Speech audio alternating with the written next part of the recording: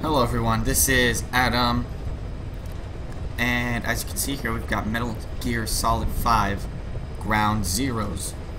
So all of you probably know that Metal Gear Solid 5 Phantom Pain is already out, and you're probably already watching a walkthrough for that. But this is me and I'm trying to have fun, so I'm going to do a 2-game walkthrough here, kind of 2 parts. We're going to do Ground Zero and then Phantom Pain right after. I have already purchased it, it's already in my Steam library and I'm ready to go on that. But if you guys are ready for a super fun time with me, then make sure you stick around. We'll go ahead and get started. Save data.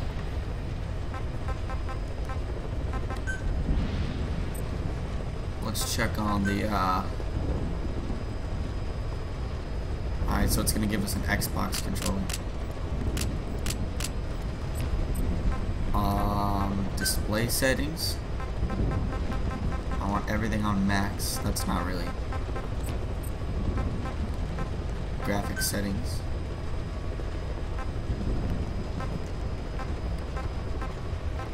Is that the highest? Extra high.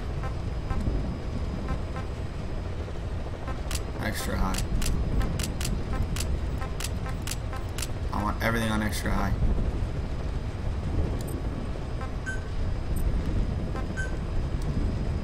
Alright. Wait, it's loading. I can't move. There we go. Alright. Backstory? Should we listen? Let's listen to the backstory.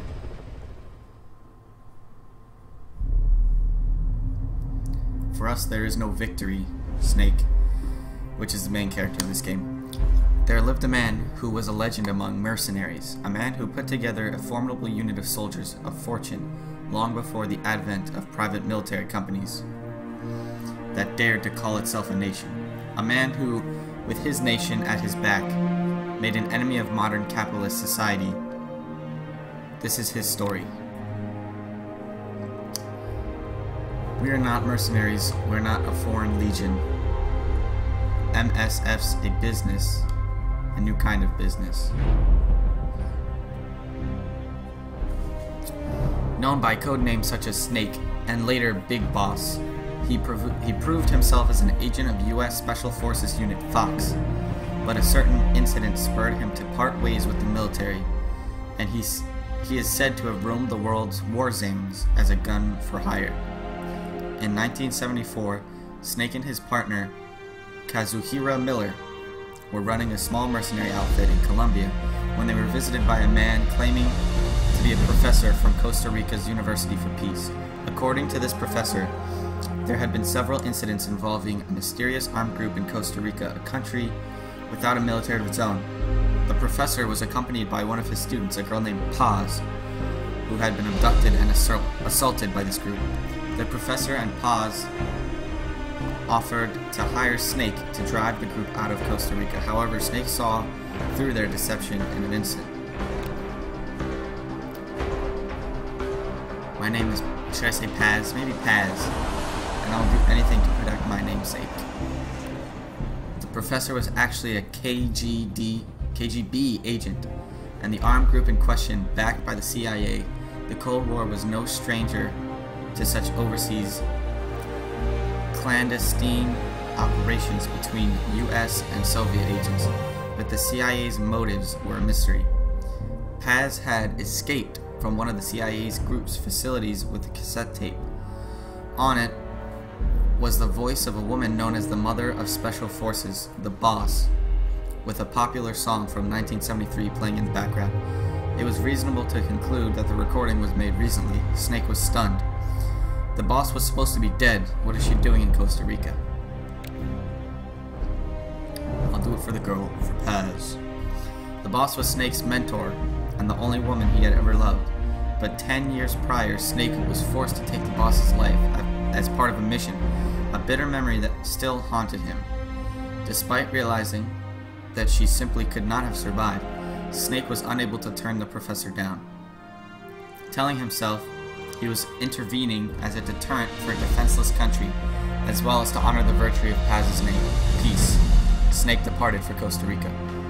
Once there, he ran into a unit of Sandinista National Liberation Front that had fled Nicaragua after rising up against pro-American Somoza regime.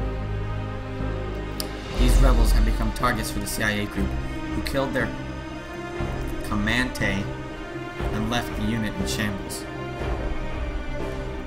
I think I'm missing out on some of this military lingo. Everyone treats me like a child. I couldn't stand it anymore. Snake rescued the Sandinistas and invited them back to the mother base, the new offshore base of operations provided to them by the KGB. The fallen Commandante's children, Amanda and Chico, saw something of their hero, Che Guevara, in Snake, and grew to idolize him. This triggered a rapid expansion of Snake's forces. However, it was still no closer to discovering what the CIA was really up to in Costa Rica. I believe in peace through nuclear deterrence. Hoi. Snake then encountered Hoi, a wheelchair-bound scientist being forced to work for the CIA. Hui revealed the CIA's terrifying plot. Then were developing a system by which, following radar detection of an enemy nuclear launch, an AI would analyze all available data and automatically execute a retaliatory nuclear strike at appropriate targets. Although designed to increase the power of nuclear deterrence, Coldman, the CIA's Central American station chief, planned to actually launch a nuke to demonstrate the effectiveness of automated retaliation. This demonstration was only 5 days away. Snake rushed to the development lab to stop their AI from being completed. You've left everything behind. Your country, your identity, your past, and ideals. But there's still one thing you haven't let go of. Miller said that. Upon infiltrating the lab, Snake was greeted by the voice from the tape. That same voice of his lost mentor. But this was in fact the voice of the retaliatory system's AI. Well, that sucks. Its developer, Dr. Strangelove, had selected the boss, the so-called greatest soldier who ever lived, as the AI's intellectual model. However, succumbing to personal obsession, Strangelove's had deviated from the researcher's original purpose. Not only had she reproduced the boss's voice, she was on the verge of bringing her psyche back to life in the AI form, driven by a bizarre kind of love. What if the boss could truly be revived in every detail, if only in AI form? Snake hesitated as Strangelove's idea touched his sense of loss. His guard down, Snake was immediately captured. The boss AI was completed, and Peace Walker, the nuclear-equipped walking battle tank housing his retaliatory AI system, went active. That's not good.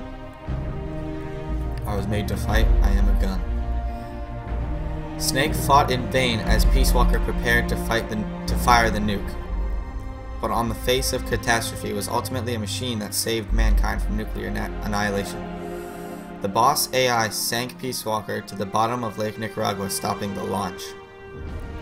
With the crisis behind him, Snake took advantage of his recent mobilization to continue Mother Base's expansion indefinitely.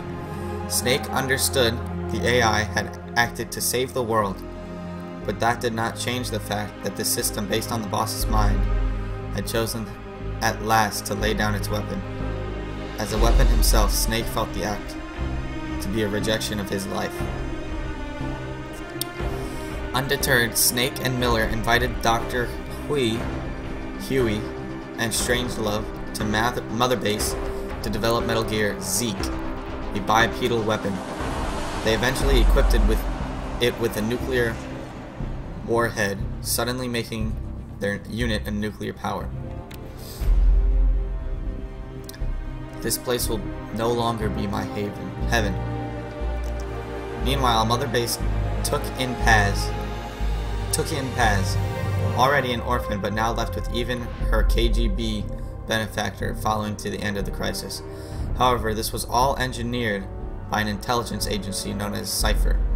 Under Cypher's order, Paz got close to Amanda, Chico, and the others while exploring more and more of the base. Secretly plotting to hijack Zeke, Her objective was to use the weapon as a bargaining chip to force Snake into becoming the military arm for Cypher. Paz's attempt failed when Snake defeated Zeke and she was thrown beneath the waters of the Caribbean. It was only then that Snake learned Chico had fallen in love with her. A diary she kept while on the base was discovered several days later. It revealed a young girl torn between serving Cypher and following her part.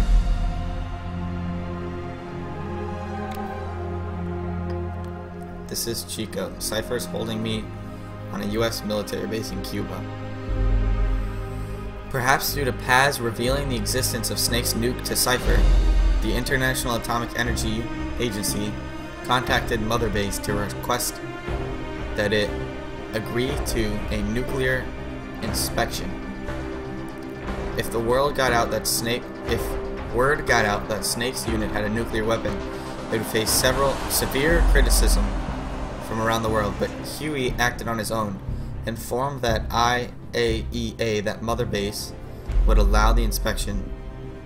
His reasoning was that as long as they kept Zeke and its nuke hidden from the inspectors, they could demonstrate to the international community that they were not a threat. The option to call off the inspection having expired, Snake and his men reluctantly got preparations underway for the inspection.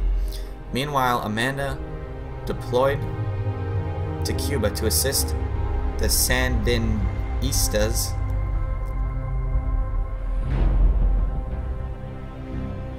learned that Paz had survived.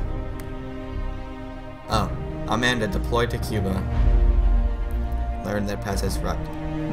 The timing could not have been worse. Suspecting her of turning her back on the organization, Cypher had captured Paz and was interrogating her at the U.S. military base on the southern tip of Cuba. Chico learned of this and set out to save Paz by himself. It was not long before a radio message from Chico reached Mother Base saying he too had been captured. Oh great. I know it hurts now, but it will all be over soon. With an idea as to Cypher's true identity, Snake could not allow that Chico and Paz knew to fall into their hands.